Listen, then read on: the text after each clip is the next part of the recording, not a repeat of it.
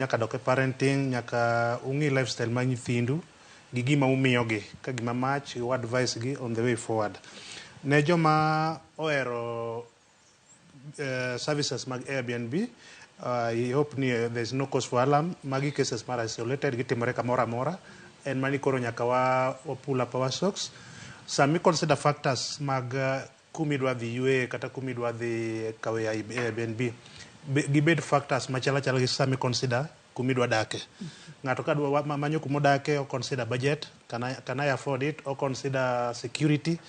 How is the security, or consider convenience, kanya ka odama kadwa reach police station, adwa reach kata shopping mall, kata hospital. Consider the same things me consider ga sama imanyo odi midake ma kawaida. Kech Airbnb and just hotel like setup, but podi chal nga odake ode. And always try to confine on someone. I ngayo ni thought their privacy, which is okay, but confine even on a friend, even on your host. I'll just be here alone.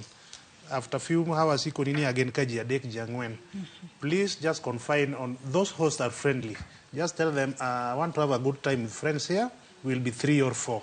Or Kwabi page details and will not share your details with others. But Sami confine will be aware, will be will be careful.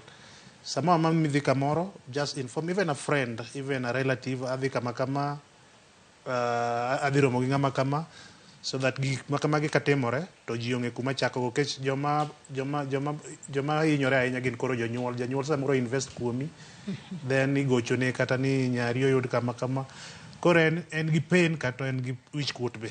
Situation ma samoro yude ngato ken situation maber, but gigi ok timore ne students kende, gigi timore ne ji mang'eny, nyaka joma ok student, even working class.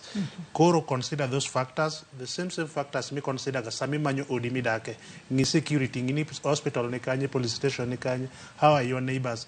Gik mipeji sami donjo ka kiki kaw gik ma invade your privacy, gin gik ma for your advantage. Udhi bedo kanyo gi ng'a, mia ID ni, mia nying ng'a mudhi bedo no, mere number of next of kin in case of anything. Those information are for your own good, and what we get can we don't use them against you. Yes. Iwacho kanyo makara inyero kama na inya mako Okello ka chiel kod ina Janet Anyango kod Mary Odhiambo mabendo ka uthulo mare ochopo e studio marwa e county ma Kisumu. Nyaka Ramogi ajwangi kanye mochopo gode giko mara twak marwa ukinyi makawuona. Geno ni yudo puonjruok makare ewi kaka wanya